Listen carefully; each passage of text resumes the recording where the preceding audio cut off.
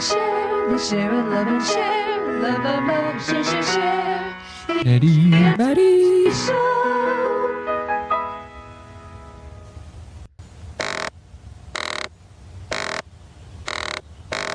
Lemonade? Please. I made it just for you. You are my best friend. This really hits the spot. Doesn't it though? You make really good lemonade, Daddy. Thank you, Maddie. Traumatic childhood. You needed those. You really did. Which is proof means that for us all. Up yours, children. Why does mine look like that? And we never did. Welcome to No Kids, 3 Money, a Simpsons podcast through the lens of time. It's your new favourite podcast about your old favourite show. I am one half of your host, Ned. And I'm Matt. Yes, you are. Thank you. And we're alone again this week because Keegan's on holidays. Yes. As you can tell by the, terrible iPhone footage. We didn't put the curtains up. Don't yell at us. All my life, I've wanted black curtains. Perfect. Yeah. There's only like one context that works in. Yeah, precisely. Alrighty, so what do we have in store for the people this week, Matt? We have a As we discussed this cacophony morning. of terribly non-matching numbers and seasons. Yeah, I know. As we discussed this morning, this is going to get way fun for you. And I'm no longer allowed to do it. Way fun. They're fun. We have season 2, episode 9, and season 10, episode 22, and season 21, episode 1. Season 2, episode 9? Yeah, Was it 8? last week. Was it? Yeah. Oh. So it was. There you go. Yeah, that was fun, but you got through that. Yeah. Without any slip-ups. And it's going to be like that every week from now on. Yeah, now the titles are going to be heaps fucking annoying. I didn't even think about that. It's going to be like S this, E that. The words for S, S, S, E, E, E. Q, Q, Q. Smartline with our local Emmy Award-winning host, Kent Brockman. Is it a masterpiece or just some guy with his pants down? That's our topic tonight on Smartline. Now, Mrs. Simpson, why are you against this statue? I'm not. I think everyone in Springfield should see it. Wait a minute. Aren't you Marge Simpson the wacko? Yes and no. Hold it. How can you be for one form of freedom of expression like a big naked friend over there and be against another form like itchy and scratchy? Good question. Well, I guess I can't, which is a shame because I really hate those cartoons. Oh, yeah? Well, what do you have to say to all those Marge Simpson wannabes out there who wish to suppress David's doodle? I don't know. I guess one person can make a difference, but most of the time they probably shouldn't. Well, I guess that settles that. I'd like to alert our affiliates that we will be ending our show early tonight. Join us tomorrow when our topic will be religion, which is the one true faith. Alrighty, so you want to hit us with a synopsis for the season 2 episode? Yes. It is titled Itchy and Scratchy and Marge. Synopsis reads, Maggie attacks Homer with a mallet, and Marge immediately blames the Itchy and Scratchy show for turning her violent. Marge forms SNR, Springfieldians for Non-Violence, Understanding and Helping, and campaigns against the show. Eventually, she successfully gets the writers to change their ways and make the show less violent. Meanwhile, Michelangelo's David goes on a coast-to-coast tour of the US, and the members of SNR mobilize to protest it. Marge, however, says she likes the statue and, realizing it is wrong to censor one art form but not another, gives up her protest. Yes. Mm-hmm. Which I'd completely forgotten that was a whole element of this episode. I'd sort of like halfway through was sitting there, I was like, how the fuck does this even end? Yeah, I was like, I can't remember because I knew that Itchy and Scratchy ended up like back on the air, but I couldn't remember how. Yep. My first note is just all the tools still have price tags on them. They're still in their bags and stuff. Yeah, I noticed there was a tag hanging off the hammer when Homer picks it up when he's reading like the self-help guide to building a spice rack. Yeah, which is like volume 1, for some reason, there's an entire book on spice racks. I thought because like the format of the show used to be perfectly rectangled to the TV, and now because of Disney Plus, it's like cut some of the screen off. Oh, in the older seasons, yeah. Yeah, so like that tag came up. I thought it would have said like property of Flanders or something on it. Oh, yeah. Good point. So it could.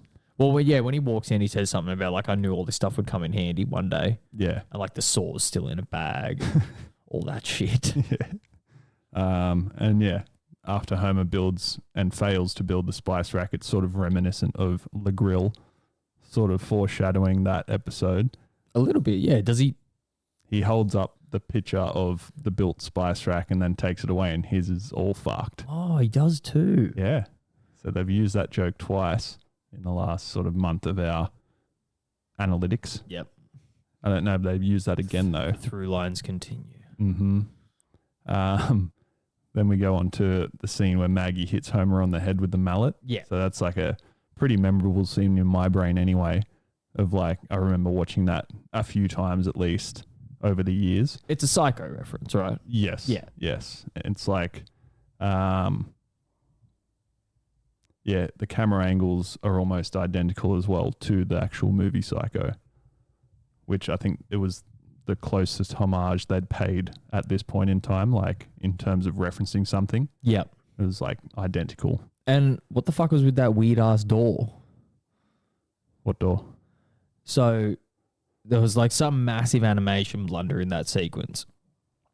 When Maggie hits him on the head, she runs out a door that's at the bottom of the staircase, which if you're like looking at it, like in the background of it, leads into the rest of the house, which would allude to the fact that this is a door that like leads you into the house from the garage. Yes, there is one. Yes. Mm-hmm. When it cuts to the top angle of Homer, there's a set of stairs next to him. Well, there's a set of stairs next to him the entire time, rather. So it's sort of implied the entire time that he's in the basement. Yeah. Oh, yeah. But he also walks in from the left, as if to imply that he hasn't walked down the stairs. He's walked in from another door.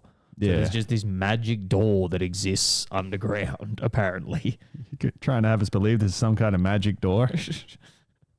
Boy, I really hope somebody got fired for that blunder. I was waiting for it. But yeah, like as soon as I saw it, I was like, hang on, that door's going into the house, but he's in the basement. I was like, how the fuck does any of that work? Come on in. It's your master bedroom. This room has electricity, but it has too much electricity. So I don't know. You might want to wear a hat.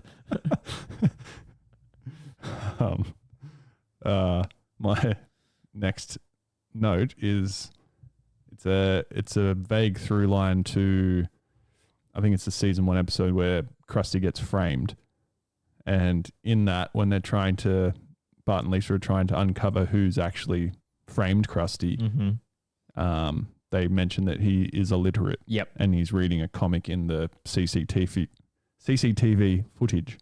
And in this, he gets a copy of Marge's angry letter about the Itchy and Scratchy show. And he's reading it upside down and sort of trying to turn it, and then just scrunches it up and throws it away. Yes. Which I thought was quite funny to make a quick through line within, half a season? Yeah, as well. And it's like, it's one of those things that it would have just been confusing to someone unless you'd seen that other episode and be like, oh, he doesn't know how to read. Yeah, exactly. Yes. Quite good. Put it there. I put it there. Slipped it into your show as a through line gag. I have a couple of quotes here, which is really what kind of robots. I can't even remember what was being said before that, so we'll move on. It goes straight from Roger Myers, isn't it? He's the name of the dude that owns like the Itchy and Scratchy company and like owns the production company that airs Krusty and such. Yes. So it cuts straight from him reading the letter and giving some like, bullshit reply where he sends like here's a picture of your favorite, cat and mouse duo kind of thing. Like, doesn't give a fuck and tells her to get off her high horse and stuff. So she reads that, scrunches the note up. Rule of threes. All three of them scrunch it up and throw it away. Yeah, right. Yeah. So she scrunches his note up and throws it away, and then cuts to the family being forced to pick it outside the Itchy and Scratchy headquarters. Yep. Which is... No, all right, you go. I was just going to say Roger Myers was voiced by Alex Rocco. So many people behind The Simpsons were huge fans of The Godfather, and Jim Reardon looked for a way to shoot him in the eye as a reference to Rocco's character, Mo Green. Okay. So this was the first of 4 Roger Myers appearances. There's only in been the series. 4. Yeah. Yeah, the Funzo episode. The what? Funzo. Funzo? He's in the Funzo episode? Roger Myers. Yeah. Yeah. Would you kids like to come with me? No, that's the Poochie episode. Sorry, yes. All right, so yeah, the Poochie episode, the one where the old guy. Oh yeah. What's his name? Fucking with his solid gold mansion and his rocket car. Henry J. Lampwick. Yeah, that cunt. Chester J. Lampwick. Chester. I told you to pay my chicken coop. I paid you a basket of bran muffins. Those muffins are lousy. Just ate my chicken coop. Make me. Where's the 4th one? Is what I was leading some to. other faraway season. And the rest. So we're at the rally. Marge has started up. So she started speaking to Maud and Maud, eh? Speaking, eh? Rally, eh? Give me one of those quotes from the bottom.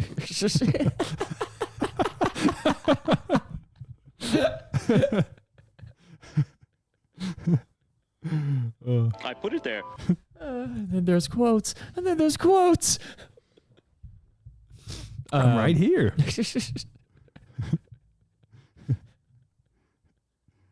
Seems to be a little mishap as to the whereabouts of your quotes. No quote longs. That's a quote fight you want, eh? The big rock. With his name on it. Immediately after his wife has perished. That's not even the best scene. Like 2 minutes before that, when fucking Mo comes up to him at the funeral and starts talking about how she was hot. Yeah. And he's beating the fuck out of him. It's like, all right, send me to mine. I'm coming, baby. Yeah. Just a piece of filth. Yeah. Oh, God.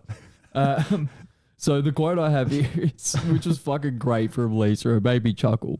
I can't remember how they get to the point, but it sort of gets brought up that it's around the point of the day where Itchy and Scratchy is being aired. Yeah. And both of the kids run up to Marge and like, I'm going to go to Millhouses to play sport. And then Lisa goes, I'm going to go over to Janie's. We're going to be making the most of our childhood years. What kids? That was good. Yeah. Perfectly in line with what kids should be doing. Yes. Go outside. Which is, yeah, a good theme like of this episode pretty much. Yes. Where do we go from that?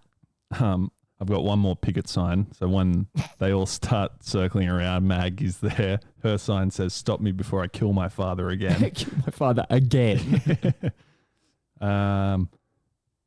So after that, my next note is Marge goes on the set of Krusty and ruins the show. So he sort of jumps out of his crusty face thing while all the kids are playing outside. It is Saturday, isn't it? And there's just like a whole bunch of older people there. Yes. Yeah. Yeah, that's right. Then she ruins the show and he's sort of upset and it cuts to him and Roger Myers in the boardroom. Boardman room, yep. Yes, in the McVeigh room. Or the death hole, as it likes to be called. What do you call it? The blood soaker. Jesus. Okay. Oh, fuck. I should have wrote the quote down, but there was something that Roger Myers said in the middle of it that was hilarious. And it's like, it's always interesting. Like you just mentioned before, he's only appeared 4 times and he's voiced by somebody who's sort of only come in and done that voice, right? Yeah.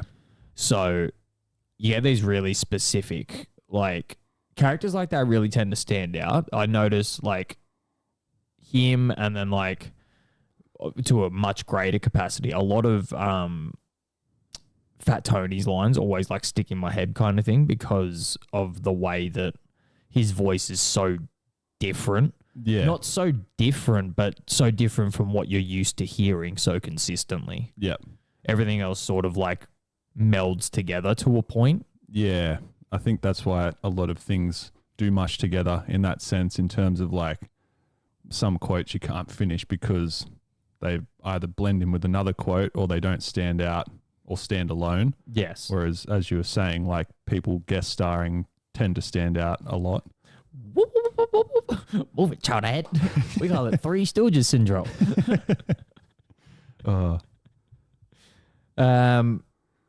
Yeah, I've only got a couple of quotes here, and then what a crappy spice rack, which we've already kind of mentioned, but when it gets showed again, it's just fucking terrible. Yeah. So I think there's just sort of like a little like sequence here of, does she get the show taken off the air yet? No, she helps write new episodes. Roger Myers rings her up while she's making pork chops. Yeah. Yes, that's right. Yeah. Yeah, so she's making the pork chops and pulls like this I can't remember what she pulls out, but she pulls something out and like 2 or 3 bottles just like fall and then fall out. Yeah. So she gets that phone call and she says something about, oh, well, instead of him, what did they say? Like, oh, Itchy stole Scratchy's, no, Scratchy stole Itchy's ice cream cone, so Itchy's gonna put him in a vat, of acid. Yeah. And she comes back with, oh, why don't... That's right, it's not an ice cream cone, it's a pie. Because one of the guys saying, can we make it a pie so it's easier to draw? Yeah. She suggested they both just have pie. Yeah. And then we get one of the greatest, which is like, well, we should have got this for the fucking board, but fuck me. Like, oh, God, it's so good. Like one of those scenes that I completely forgotten existed, which is rare. Like you sort of, like a lot of the time you're watching the show and like anticipating a lot of things because you're like, oh, I know this scene's coming up, sort of like waiting for it. Yeah. But this one just came completely out of nowhere for me because I was like, and then once it started playing, I was like, oh God, it's this. The Itchy and Scratchy. Yeah. Oh man. Me and Mitch They being love gay. and share. They love and share. Love, love, love. Share. Porch Pals is the name of the Itchy and Scratchy episode. You and Mitch, what? We always say these 2 words, No. regardless of if we're drinking it or not. Lemonade? Please. Please. Just the way their voices are just like, oh. Yeah, they didn't have to fuck with the voices at all to make it a different show. Like, had Itchy and Scratchy even spoke up until this point? I don't think so. No. No, not up until this point. They do have voices. Yeah. Which are just like similar to the screams that they make. Yeah. I can't remember when's like the first time that they would like speak. That's interesting. Yeah. I wonder if anybody knows that. We'll definitely look it up. And we never did. My favorite Itchy and Scratchy cartoon of all time, the one where they do Pinocchio. Now you be good, Pinocchio. You'll be a good boy, Pinocchio. Don't you lie. Goes through his eye, doesn't it? Yeah. I promise I will never hurt you. Ouch. Ouch. It's fucking great. Oh yeah. And actually like watching the 3 or 4 that like played during the show today, I was like, oh, this is actually like good kind of thing. Itchy and Scratchy. Yeah. Yeah. It's actually like funny. Yeah. Because it's just the most ridiculous shit. Yeah, he knocks his eyes out and he's searching for him on the ground and Itchy gives him the 2 bombs. Yeah. He's just, Sort of looks like Marv when he gets electrocuted in Home Alone 2. Well, even more similar to that is like the last one that gets shown in the episode, which is jumping a little bit ahead, but it's not like story purposes. Where Itchy just knocks on his door and he opens the door and he just shoots him in the face with a rocket launcher. That's right. He's just a skeleton. Oh. It's just like, what the fuck? Yeah. There's no setup or anything to that. He just shoots him in the fucking face. Sort of like the chlorine gag with Flexo last week. Hey, Fry, think quick. Get it, it's chlorine. So yeah, at this point, they've written Marge into the show because they can't get rid of her. Yes, but we sort of skipped a little bit ahead. There's the Ken Brockman scene where she goes on, is it like Smart Line or? It's straight after. Oh, it's after this? Yeah. Okay. Yeah. Oh, that's right. Yeah, she sees it, then she gets the phone call. You're right. Yeah. And all of this, like the Smart Line thing was based on something that happened in real life with a person named Terry Ricolta. So she protested against the Fox network over the show Married with Children.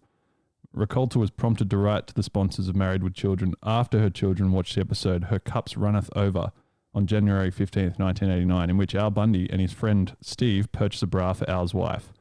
That same episode had also showed Al ogling at a naked model in a department store, but with a back facing the camera. Several sponsors decided to cancel their commercials in response. Wait, that's what they cancelled it over? Yeah. I thought, because when you said that it was censored, I was like, I assumed I've never seen the full version of the episode. It's just like Victoria's Secret models walking around in lingerie in a store. And then one chick says to Al something about like, do you think my husband would like this? And he's like staring at her. Yeah. And then I can't remember what she says, but then she like takes her top off and her back's facing to the camera the entire time. And then he just like passes out. Yeah, there's nothing wrong with that. No, there was nothing wrong with it then. Yeah, and that's, I think, the exact point of what this episode is trying to get across to the viewer as well. It's like you can't blame violence per se on what children take from a show. Yeah. Like, sure, they can watch whatever violent things they do, but so does fucking billions of other people, and they don't go and kill people. Yeah, exactly. McVeigh, I'm looking at you.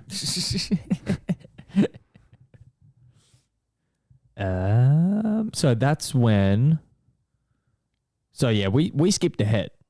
So the whole like pork chop scene, and then Still up to Smart Line when Marge goes on there. yeah, but I think we've spoken about her getting the call from Myers and stuff, which is later on in the episode because the show hasn't been changed yet. Yeah. So it's Marge, Roger Myers, Krusty, who's just there being a fuckwit, and Dr. Marvin Monroe, who's on holiday in Greece or something like that. Yeah. Do you have any quotes from that part of it, or no? They all just gang up on Marge, essentially saying like, "Why do you think this is wrong?" It's funny actually. I do have one. Yeah. When Ken Brockman's doing his like little introduction and he's talking about like how if you like ask most people if they think cartoons cause violence, and he goes, most people would say no, of course not. What kind of stupid question is that? Yeah, he had a few good lines in this episode. Yeah, and then I think this is from Dr. Marvin Monroe, and it's wrote it down because it was fucking hilarious when he was like listing off his bunch of things that he's like a specialist in, or like specialist in counseling people in. Fear of winning, sexaholism, sex and alcohol combined. Yeah, it's a winning combination. I was gonna say that. Damn alcohol and night sexing. Gets bottlenose to death. Yeah. So after that is when everything sort of starts falling apart because like that last Brockman's like, we have exactly 9 seconds left. We have 9 seconds left. What would you like to say to the viewers to like sum up? Convey your point. Yes. And she says... She surmises it quite well too. Yeah, she actually does in like 9 seconds. Just tells all the like anybody who has a problem with Itchy and Scratchy to write in to the headquarters. And then there's just like a whole... There's piles and piles and like a line kilometers down the road of fucking postman trucks. He's like reading out one of the letters at first. I can't remember exactly what the first 2 things he says was when he says, and I won't break if I see you crossing the street. Yeah. That's cold. Yeah. All just super insulting. Yeah. Yeah. Well, the first one said they were going to kill him. So he goes from that and kind of accepts his fate. That's when he calls Marge when she's making dinner and they fuck up Itchy and Scratchy, which is the lemonade. Oh, the lemonade one comes first, and then Marge being written in comes later because they hit her with baseball bats. No, it's the other way around. Oh. Yeah. She gets written into the show because she's protesting at the front. One of the writers sees her, writes her in. She sees that. As the episode finishes, that's when she gets the phone call to go on Smartline. Right. Then after that, that's when the hate mail comes. Yes. Then he sort of gets all depressed and realizes that he might need to make a change or whatever. Yeah. That's when he calls her when she's making dinner. She fucks the episode. Lemonade, please. And so on and so forth. And then the kids all go outside in that like sequence where they're like walking out and like rubbing their eyes as if they've never seen daylight. It's to like the music of Beethoven's symphony or something like that. Something like that. The sixth, or I can't remember what it was called. Yeah, one of them. Yeah. And the rest. Yeah. My note here is just overall message of the episode is to enjoy playing outside, ? To a degree, yeah. Because a lot of the writers would have come from that generation where they would have spent their entire childhoods outside. And no, we did to a capacity as well. Yeah. Probably like one of the last generations that did. I don't remember watching much TV or movies in one sitting. It's like here or there you might watch just an episode of The Simpsons while you have dinner and then, I don't know, play games for a bit, go to bed. Yeah. Or you'd fucking bike ride to somewhere. Yeah. And that was it. Yeah, that's all we did. Starting to sound old as fuck. Kids don't play outside no more. So yeah, they all, and it was like a nice little like montage sequence of them all sort of like this big pan of all the kids outside playing around. There was one of them weirdly twisted up in a tire, which kind of like threw me off for a second. A black kid was in a tire.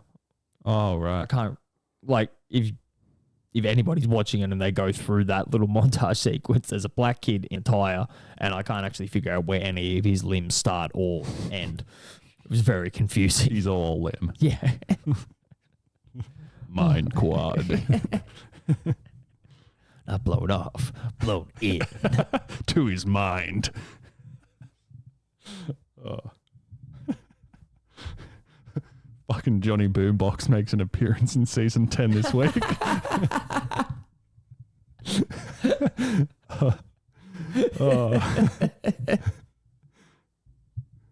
Oh, Jimmy Boombox. Differently abled friend. Jimmy Boombox. Differently abled. Oh. So good. My next note is just the Statue of David exhibit. Yes. Going to New York and Springfield only. Yeah. And then if we have time, Chicago, blah, blah, blah, blah. Chicago, Boston, and the rest. Yeah. Yeah, so that's, I think it goes straight from sort of all the kids playing outside to that being announced, and then the group of women banging on Marge's door. Yep.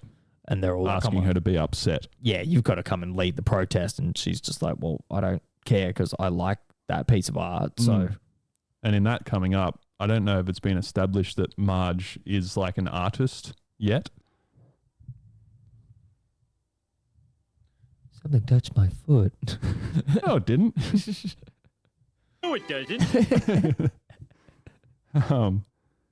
Yeah, I can't remember if Marge has been established as an artist yet or not in the show. And that would justify why she is fine with the Statue of David, because it is just representative of part of her character. Culture. It was interesting that you mentioned that because we're not far away from it. There's an episode very soon in season 2, which is just like Homer and Marge telling the story of how they met. Right, okay. So it's painting portrait after portrait of Ringo Starr. Once again, just sort of fits into that like whole, it's not a theory, it's like sort of, it's known that the Simpsons have all of their episodes kind of thing, and none of them are put chronologically. It's like they might have worked on them all at different times, if you get what I mean. So it's like the episode where Homer and Marge are telling their origin story essentially probably was written before this episode, so it was probably already established kind of thing, but just the way that it was aired is how this worked out. Yeah, there's no real reason as to how they release their episodes. Yes, because you're right, it hasn't been mentioned before as far as I can recall. Nah. Yeah, Nah. So to go along with the Statue of David thing, I think Homer and Marge go there at the end. This is skipping forward a little bit, but it goes with this piece of information that I have here. Homer says something about all the 6th graders having to go and see the Statue of David. And in March 2023, Hope Carasquilla, a charter school principal in Tallahassee, Florida, was forced to resign after complaints about images of David being shown to 6th grade students without parental consent, a situation which drew comparisons to the ending of this episode. What? So, no, I fucking heard you. I heard every word you said. Oh, I see. Then everything is wrapped up in a neat little package. But what the fuck did you just say? exactly.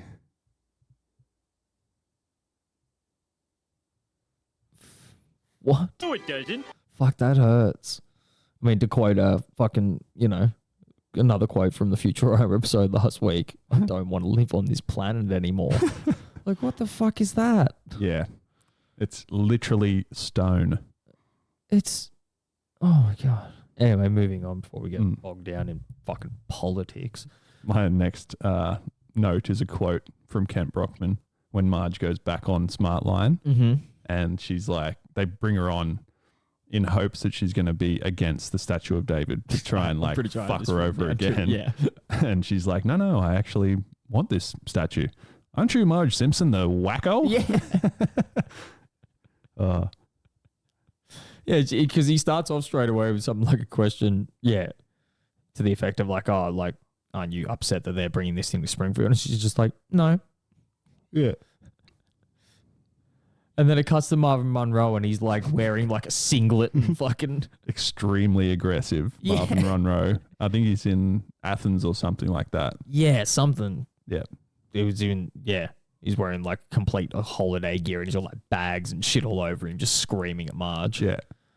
Yeah, then it goes to the montage of all the play equipment not being used, the kids watching Itchy and Scratchy, which is that episode that I spoke about before of Itchy just shoots him in the face. And then there's like, they both get a gun and a bigger gun and a bigger gun and a bigger gun. That's one of the ones earlier on. I do recall the one you're talking about, yeah. Oh, maybe we're getting mixed up. Could be. Yeah, maybe. They're both in this episode. That's all that matters. Yeah. Yeah, then Marge and Homer go and see the statue. I'm just like, wow, the statue of Dave. She's like, David. As all us Aussies would proclaim him as. Davo. My last note is like Maggie sees Itchy and Scratchy shooting at each other and shoots a picture of Homer in the eye with like a sort of suction cup dart. Yes. Which is a through line that maybe Maggie's just good with guns for no reason.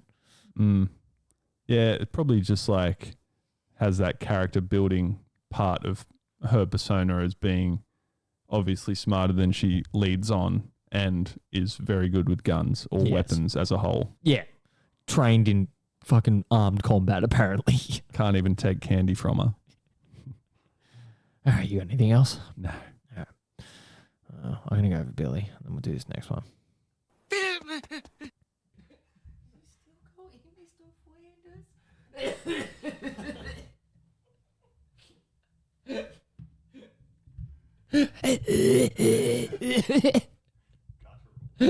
My legs, I taste blood.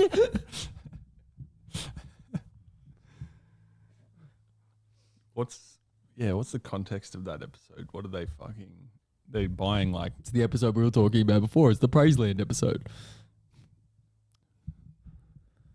The one where Maud dies. The one where they build Praiseland. Yeah. Oh, fuck. That is hilarious. It's the gas leak. They're like... Yeah, I can't remember. Like, Homer's looking around and he's like reveling at how everybody's like having a good time. And he's like, and orphans lighting candles over an open gas leak. Then they tackle him. So good. Everyone's having like the fantasies and stuff like that over the fucking... That's over right. the gas. Yep. And fucking hilarious. Yep. All right. Alrighty. Is that me? Huh? You are hearing me read synopsis. Yes, we are. Dramatization may not have happened. It's looking if we had the button. You went to do it and you're like, oh, I'm already halfway through the quote. Yes. S3.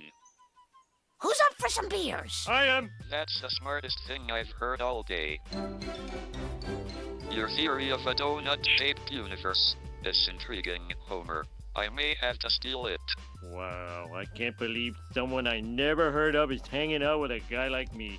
All right, it's closing time. Who's paying the tab? I am. I didn't say that. Yes, I did. Dope. Season 10, episode 22, titled They Saved Lisa's Brain. This is a long synopsis.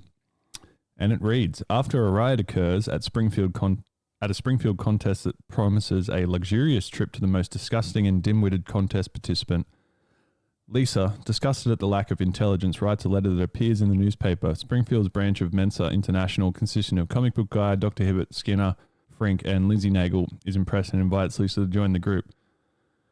When the Mensa members lose their gazebo at the park, they go to Mayor Quimby to complain. However, the mayor thinks that they are there to comfort him about his political corruption, so he flees from Springfield. As a result, not comfort, confront. I don't say comfort, I say confrontation. As a result, Lisa and the others are granted power to the city since they are the smartest. The power eventually corrupts them and they are cornered by a mob, only to be saved when Stephen Hawking shows up.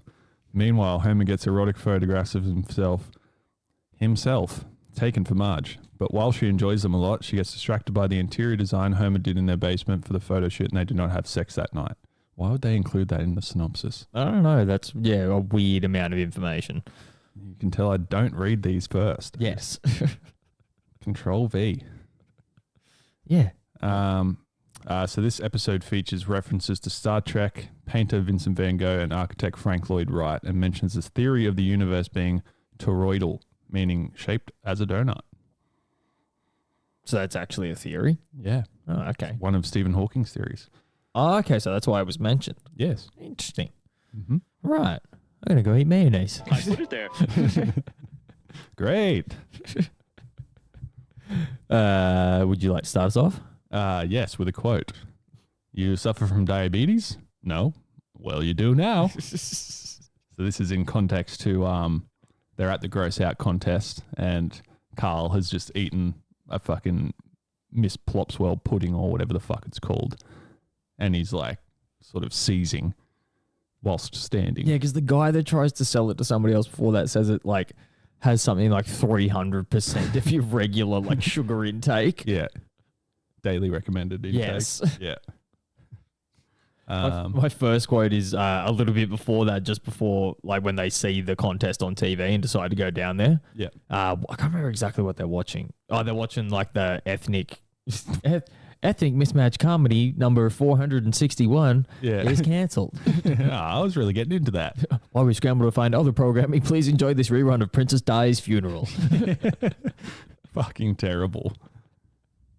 Yeah, that's when they see the ad, or I can't, like, it's either an ad or they see it in the paper or something like that, so they end up going down there, yeah. Yeah. And Bart's the first contestant? Yes. He's got his, like, Bartman mask on. Yep. And he's got a funnel saying, throw whatever you want into it and I'll drink it. And just straight away, there's, like, handfuls of change and fucking big items that aren't liquid. And then my favorite line of his, please, no more spark plugs. Yes, spark plugs. Everything else is fine. Plural, as in there's already been several. Yeah. And then I remember Homer had like the unpopped popcorn suit on, and that was his thing for the contest, was heating it up with a hairdryer. Yeah, and he starts getting all nervous because no one's responding to it, and then all the chickens attack him and he falls off the stage. Yeah. Barney's one was probably the best and like quickest. Gets up on stage, opens 6 cans at a time of beer, skulls them all, and then they're like, oh, yes, clapping, and then like, hey, I didn't even do my bit yet. Yeah. And there's like chickens behind him. I was going to juggle chickens. Yeah, that's right. Yeah. That's why the chickens are there. That makes sense. Yes. Otto walks up to the KBBL booth. Catfish? And they're talking, and he's like, "You could win a trip to Hartford, Connecticut." I thought you said Hawaii. Nobody said Hawaii. It was clearly stated. Yeah.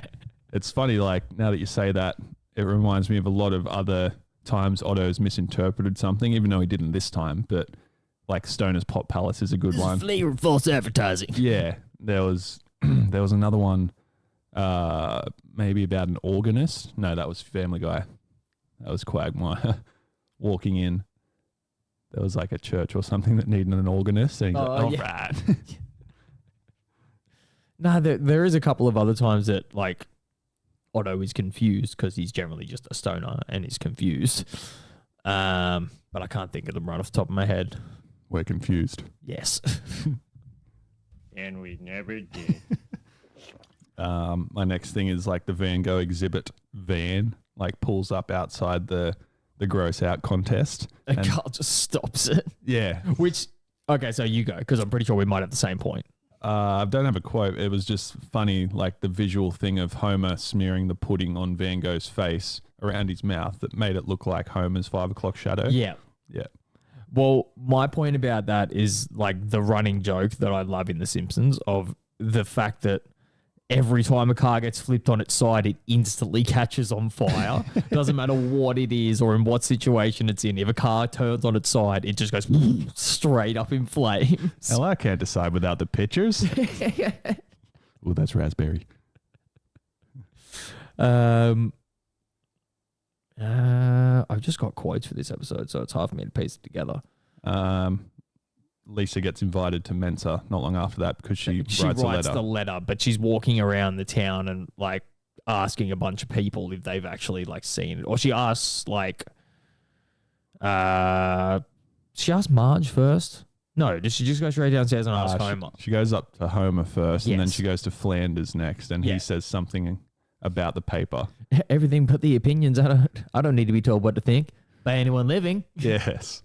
That was fucking But great. Homer, before that, when she walks up and she says something about like, "Oh, can you read my article?" And he's like, "Hey, that's great. I'll read it right after I finish doing what I'm doing here."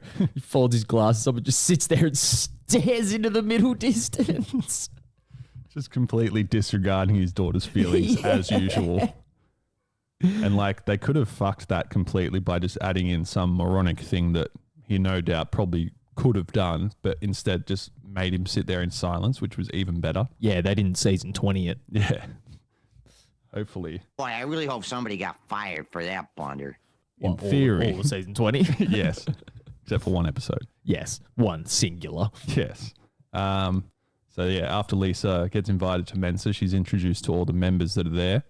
She has to first like talk through the doorbell and bring She has some to answer sort of some form of sweets. question and like, I can't remember exactly what it is. And then someone asked like, "Is that a pie?" Yeah. Is that a pie or a quiche? Yeah. Yeah.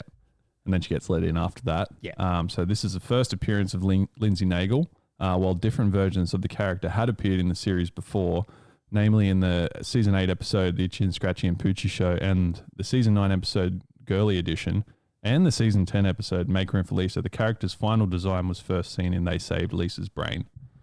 Really? Yeah. So there was interesting because once three again, separate iterations of her before. but this they episode. still use her in a different capacity as well, as we've like seen in the season 20 episode. Yeah. Season 21. Yeah. Yes. Yes. Fast. Fast.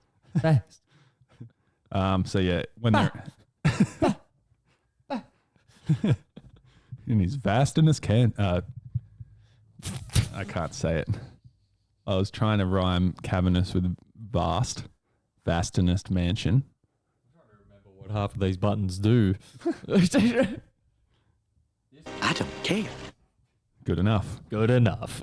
My next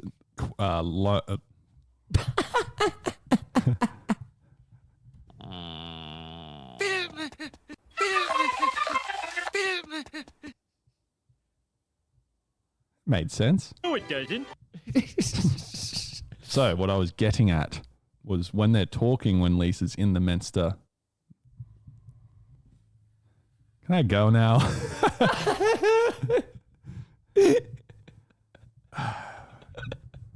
We will get there.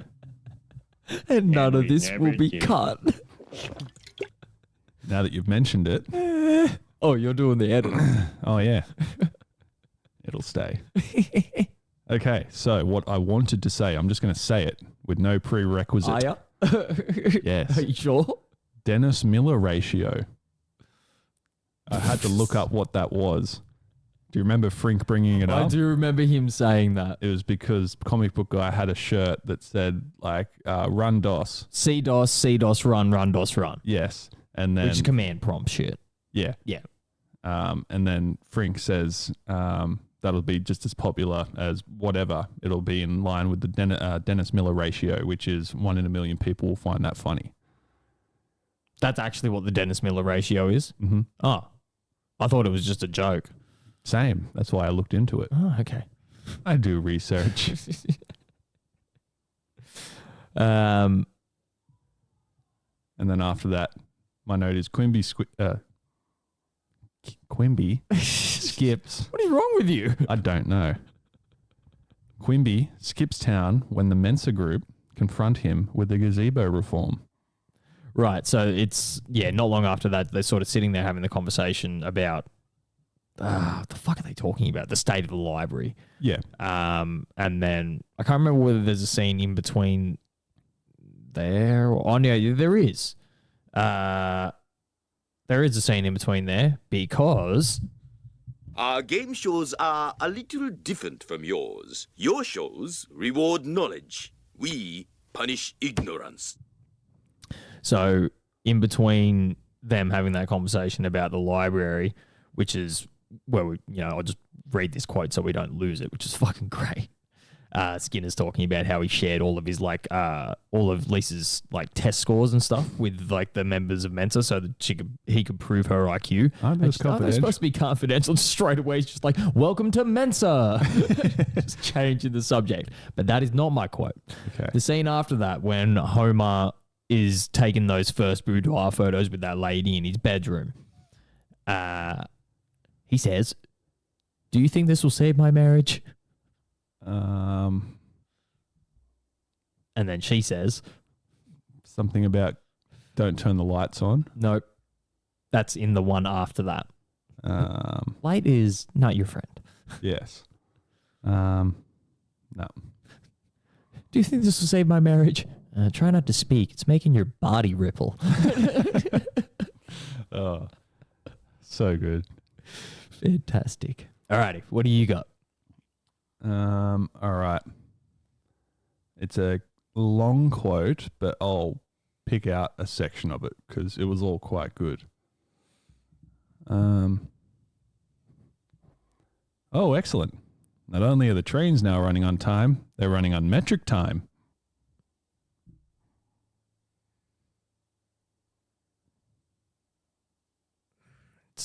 It's 80 minutes past 4 on April 47th. Oh, very, very close. Remember this moment, people. 80 past 2 on April 47th. Not close enough. Got to be word for word, as we've never declared. But that's the as game. is the rules now. That's the rules. And we will slap each other this week. You suck, McBain.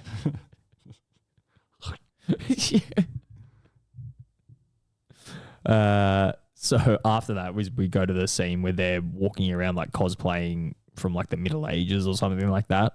LARPing. Yeah, essentially. And Comic Book Guy's staring down Lindsay Nagel's top. They walk up and find that their gazebo has been occupied. Yep. Who's in there? It's just Lenny and Carl and a bunch of the barflies and stuff. Yeah, from memory. Yeah. And Barney. I can't remember exactly what they say to them, but they obviously walk off because Skinner tried to confront them and just got told to fuck off. Lenny said, beat it. And then Skinner comes back with something and then Carl goes, what part of beat it didn't you understand? It's probably the it. Yeah, he starts to go on this elaborate explanation about why the it doesn't make sense to him. They throw a beer can at his head. They go back over to the group and then Wiggum walks past. Yeah. Oh, no, that's right. Before that, Hibbert says something about there's a bunch of she-males in Gazebo 3 and this is happening over there and this is happening over there. So none of the other gazebos are available. There's a big spider in one of them. That's right. Yeah. Wiggum walks past and Skinner gets his attention and like, oh, these men have stolen our gazebo. It's like, geez, how many gazebos do you she-males need? Oh, fucking great.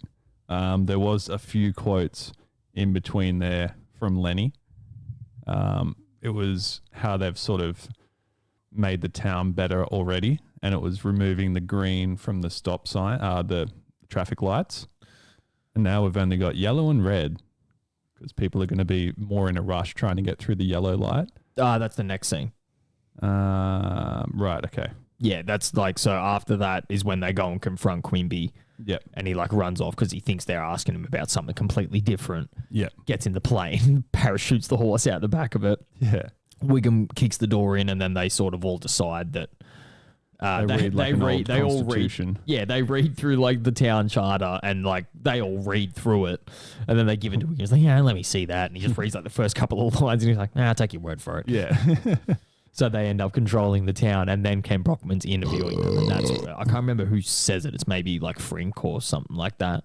Says something about how they took out it was Frink. the green lights, and it's just yellow and red. Stay yellow. I'm making record time. If only I had somewhere to be. Got that as well. Yeah. Real good. So I think it's after that is when Homer's taking the photos in the basement. Yeah. Which is once again weird. Like the basement doesn't get featured in every single episode. So once again, through line, weird that it's featured in like 2 consecutive episodes. Did it come up in season 21? Season 21? I don't know. It was hard to recall. Yeah. That episode. Yeah, we'll get to that in a minute.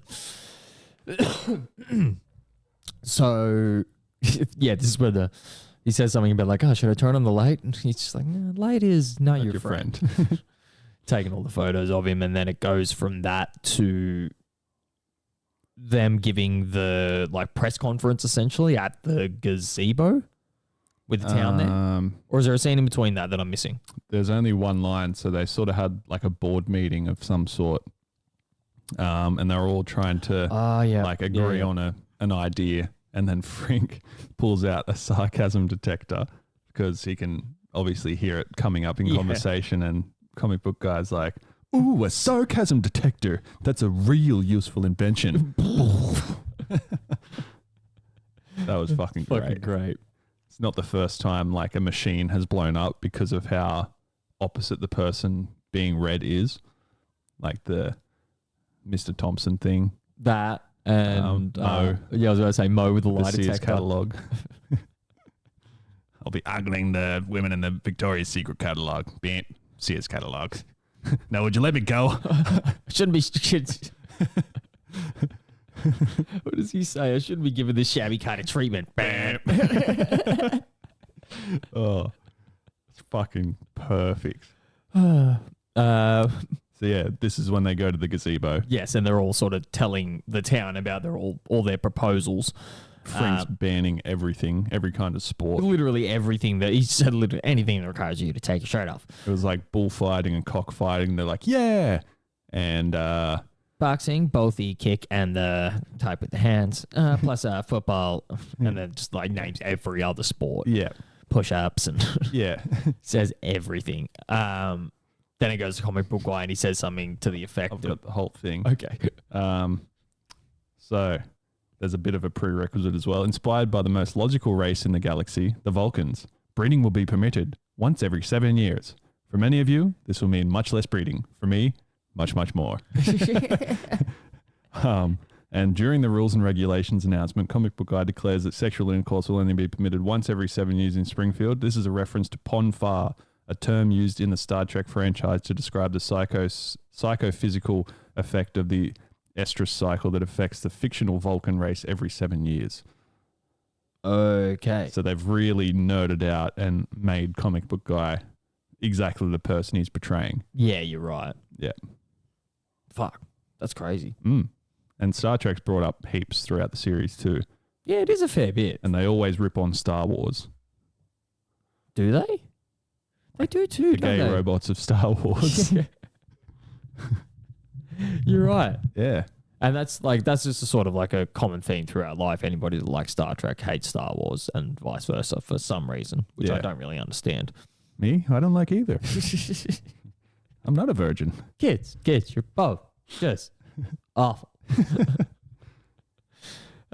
So everybody sort of starts flipping out about that.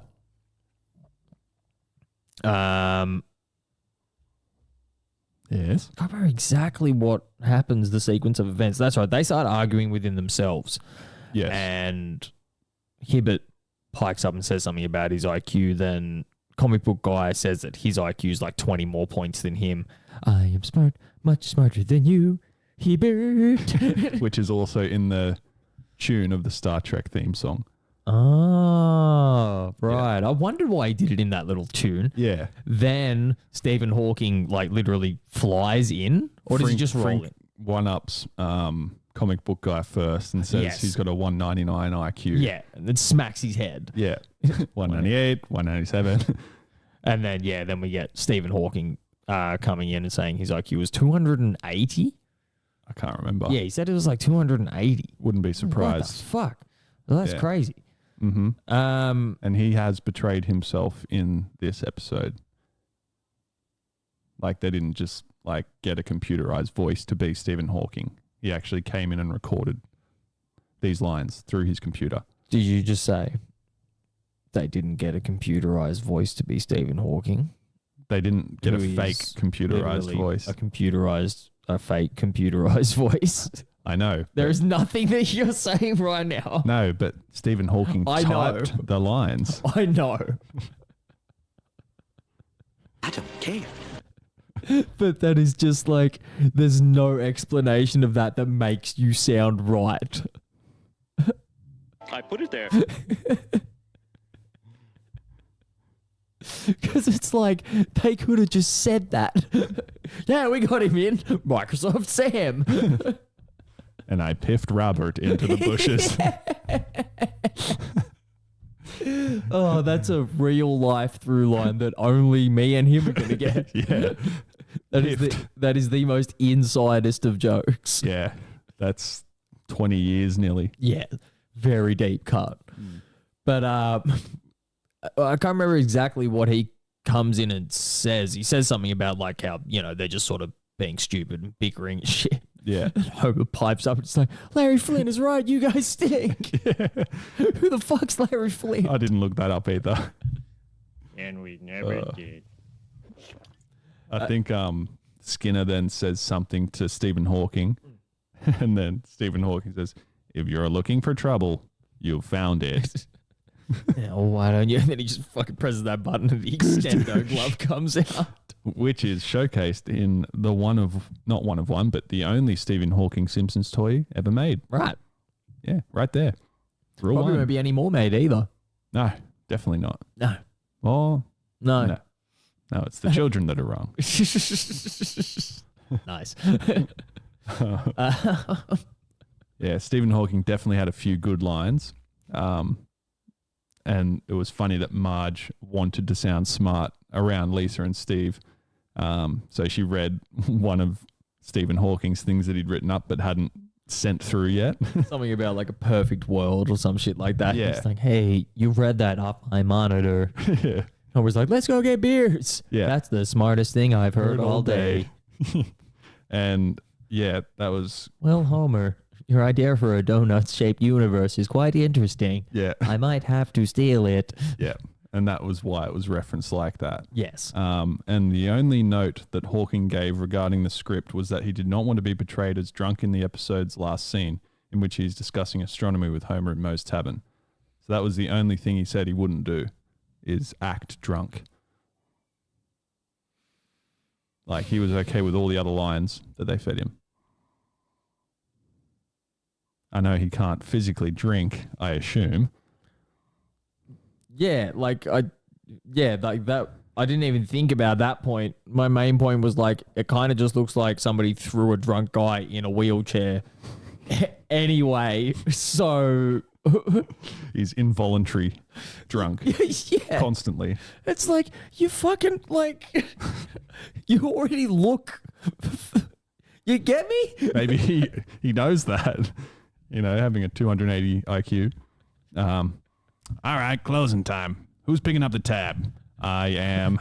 I didn't say that. Yes, I did. Go. My last note is, although Hawking stated that he enjoyed guest starring on The Simpsons, he also mentioned that his cameos made many people mistake him for a fictional character. What? Apparently people didn't know who he was until he was in this show. That's fucking great. Yeah. It's like... that guy from The Simpsons. To a lesser degree. It's like, have you seen that shit with Akon at the moment? No. Akon went on TikTok and like performed one of his songs live, and now there's like a whole generation of children going like, this guy's heaps fucking good. He should do music. What? And then like on a way higher scale, used like Kanye did a song with Paul McCartney, and there was people saying the same thing, like, this guy's mad. He should make music. And it's like Paul McCartney. Paul McCartney. Sir Paul McCartney. God, I hate people. Yeah. I'm starting to realize why you hate everything. Yeah. The boy who knew too much. You're the boy. Gather my garments. Gather my hatred.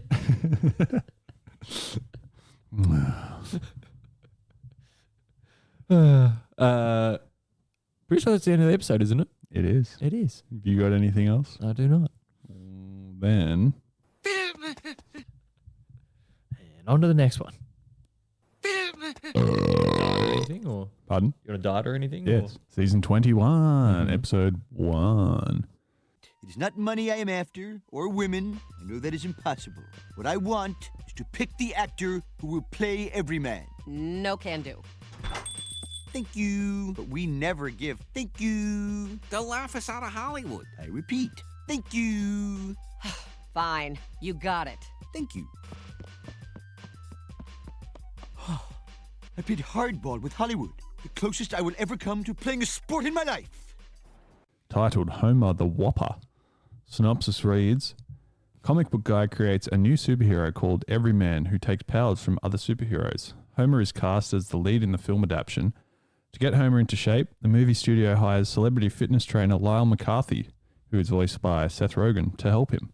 Homer gets into great shape, but when the trainer leaves to work on another movie, Homer regains his weight.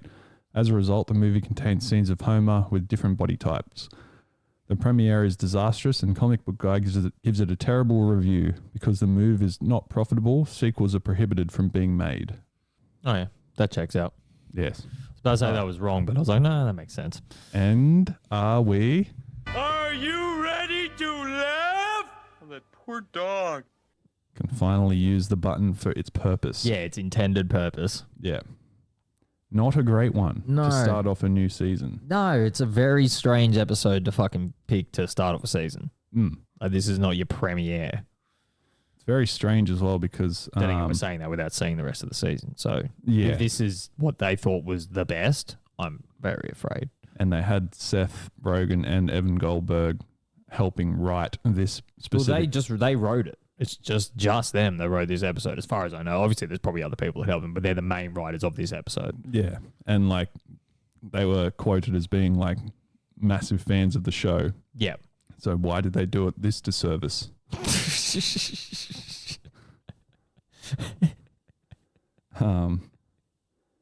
So, yeah, Rogen is the second guest star to both write an episode and appear in it. Ricky Gervais was the first. So Fuck.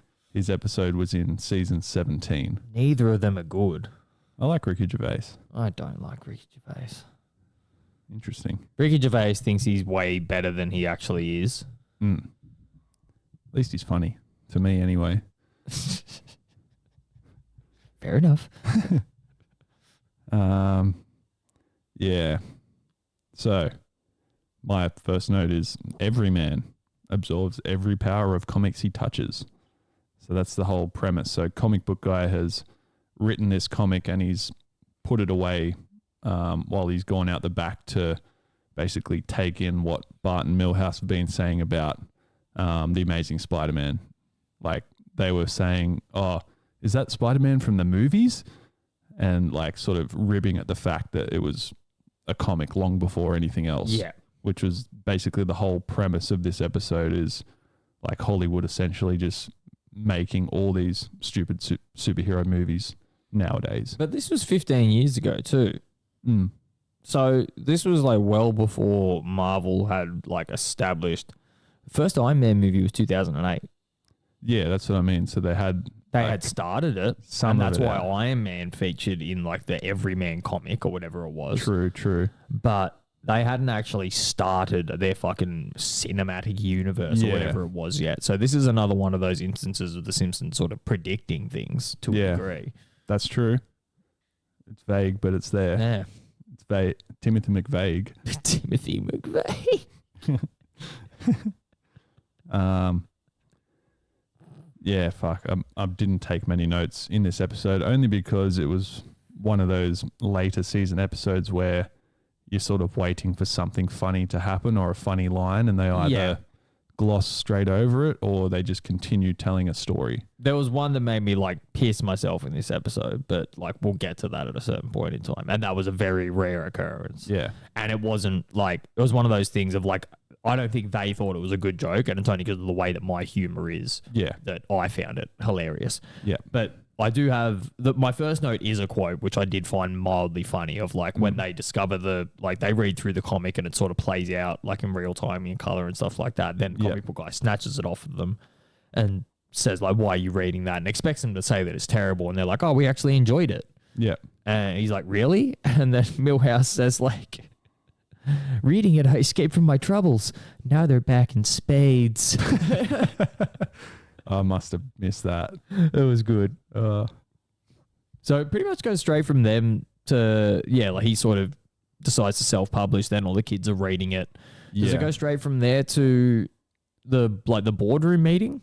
My only note is they're loading comics into the van, so comic book guys produced them, and Bart and Milhouse are helping load the van, and then it sort of angles up, and there's another van parked in front of that of Matt Groening loading Bongo comics into a van and saying something about being wealthy. I'm so rich. I'm so rich. Yeah. Which was a nice through line. Yeah. So then we go to the boardroom meeting where those people are like talking about how they've got no ideas left. Yep. The chairman's son walks in with the Everyman comic in his hand, and he fucking holds it up and he's like, "We're gonna make the Everyman movie," and then someone's just like, such and such bought I think it's Ginormous Studios is the name of it. Yeah. It says, Ginormous Studios bought the rights to that 3 weeks ago. And then Damn it. like 3 weeks earlier with these executives are talking to comic book guy. Yep. Which is what we were speaking about earlier. Lindsay Nagel, like after you made that comment about her appearance and stuff finally like being finalized in the Lisa's Brain episode, we then get another instance of her voice just being attributed to a completely different character model in this there you one. go. So I don't know how long they decided to stick with that before they went, we just need this voice for other things. And then there's two other people there trying to convince him to sell them the rights to the movie, and his only terms are the fact that he wants to be able to pick the actor that plays Everyman. Correct. Yeah. And I can't remember what they say to him, but he says something and he's all like fucking, happy about himself, and he like cracks his neck and his shoulders and then cracks his ponytail. Yeah, that was quite good actually. Visual gags are still good in these seasons. So they eventually cave and give him the power to do what he wants with the movie, which is fair enough because he wrote it. Yeah. Does it go straight from there to casting? Pretty much, yeah. And Krusty's the first person being cast. And then the Lindsay Nagel character, after comic book guy dismisses Krusty, says something like, can't you just pick one already? We've already interviewed 3 people. We've already seen 3 people. Yeah. And Homer just stumbles in and he says something like, does anybody have change for $1? Also, I need $1. Yeah. This guy is perfect. And then he says something along the lines of... It's like, great, do you want to see me naked? And they're like, we don't need that for this movie. And he's like, what movie? Yeah. And which was a funny through line as well to the season 10 episode of Homer asking the photographer, do I need to get naked? True. And he doesn't want to. But in this, he voluntarily offers to get naked when it's not asked, and he doesn't even know the situation that he's in. And an even vaguer through line to the season 2 episode, because the whole point of it ended up being that Marge married with children thing. Yeah. No, yeah. Well, that to a degree, but the whole, like the statue of the David. Michelangelo's David thing. Yeah. Yeah. Just lots of cocks. Just dicks all around. Lots of cocks in there. I put it there. I'm gonna go over to Apron Phil's house and show him the brand of dick on my butt.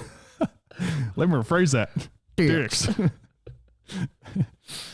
All right. So,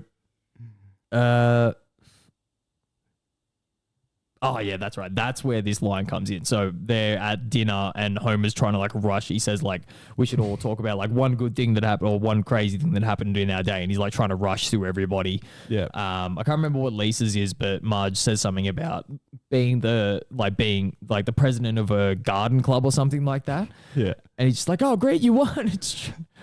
You won, awesome. She's just like, no, I lost. And he instantly moves on. I was fucking dying at that. Just the way that she says like, no, I lost. Builds it up as if like, oh, I'm the president. Yeah. And then Bart says something about like, oh, Dr. Hibbert says that my thyroid's like producing way too much. And he's just like, yeah, that's enough. Yeah. Cuts him off as well. Cuts him off and then they're all excited. Yeah, suck. Yeah. For Maggie. Where does it go from there? My next dot point is former studio heads all in the bin. I think I was That's way ahead. Yeah, I was dozing what have off. I got? I literally nearly fell asleep. Yeah, it wasn't great after this point in time. There was something that happened, and I can't remember exactly what it was in like the midpoint of the episode, and I was like, great, we're kind of here now. So yeah, essentially what happens after the dinner table discussion is they start the filming, or they're going to, but Lyle gets Homer in shape and gets him ripped. And I think he's like trying to do push-ups or something at first and he can't do anything. And then Lyle says something like, oh, let's just cut to a month from now. Yeah, they're doing like weird like fourth wall jokes, talking about doing montages and shit like that. Yeah, then he says, let's just cut to a month and he's already like ripped and shit. And then they start doing the filming. Yeah. Lenny and Carl in that first scene, he says something about like, oh, it's great, I can have my friends involved. Oh, yeah, and Lenny's like under a rock. It's just like, this is great, but you can't even see Carl's face. And Carl's just like, get paid to do what I love. Well, his head's in a shark. Yeah. That was actually quite good. I think it was something after that that I was a little bit turned off by. And then everything from then just went fucking... Yeah. It's essentially not long later, like it was midway through filming that Lyle left to go and help someone else. Oh, it's that scene. That's right. He leaves straight after that and Homer starts like eating cheese off the table. Yeah. And tells everybody to stop looking at him. And then... Except you. You look at me. Yeah. That was a good line. Yeah. Oh, that's right. What got bleeped out? Yeah. It was sort of like he was going to say fuck, wasn't it? Yeah, I don't actually know. It was in that, like, jumping back, it was in that, like, conversation when they were having about montages. In the kitchen? Yeah, I can't remember exactly what it was or what was said before it. We're going to have to try and look into that because that was fucking weird. And we never did. But I actually might. Yeah, okay. Just in my own time. There you go. Fuck the rest of you. We might actually look back on something for the next episode. Potentially. We won't. Where were you on that one, Keegan? Yeah. Enjoying his holiday. There he is. Now those kids have an embarrassment for a mother. Is my next quote, but I don't even remember where it pertains to. Oh. I feel like that was like Mo or someone. I can't remember either. No, it might have been comic book guy saying it. I don't know what the reference. Yeah, like the rest of this episode was so bad that it kind of just like none of it is fucking memorable. No. Yeah, my next note is nearly fell asleep twice during this episode. Pretty much. My last bit of referencing shit is Rogan also noted that the plot mirrors the situation he was in while working on the film The Green Hornet when he had to lose weight and do physical training for his role. So that but he wasn't in like great shape for that. So it's true. He hadn't smoked enough cones yet. He's never been in great shape. That's probably why he was like standing up for himself in not losing weight. I suppose. They cast him in the role as is. But you could have done that with a Twitter post and not a bad Simpsons episode. Yeah. Good one, Probably Rogan. a better way to do it. Yeah. Hey, instead of ruining people's childhoods, Yeah. do shit in your own time. Didn't the show used to be good? Come on, you've been warned. Yeah, my last note is just episode fell rest flat. Yeah.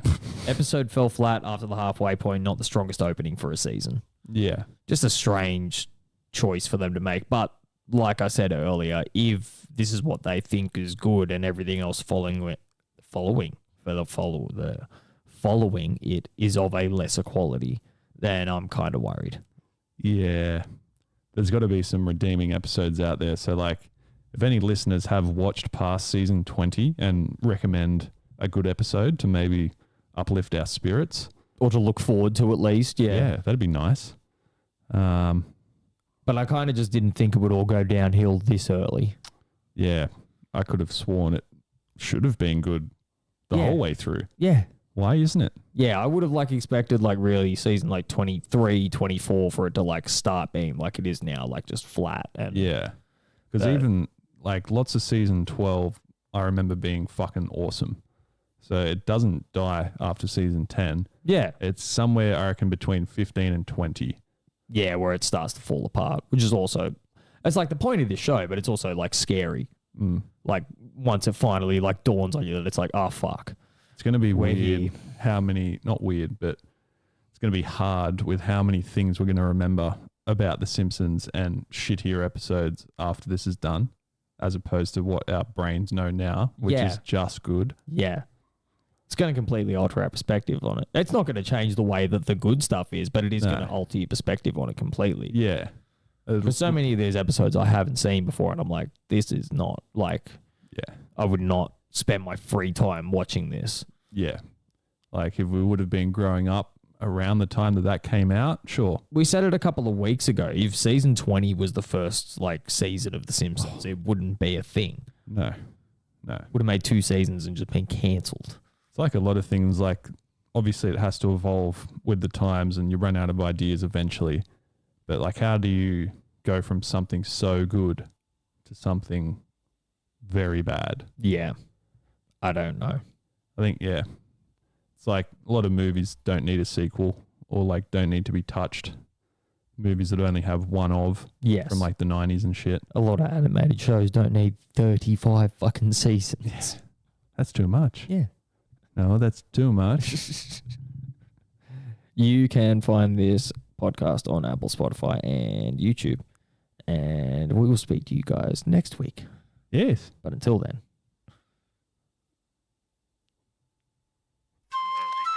Childhood. You needed those. You really did.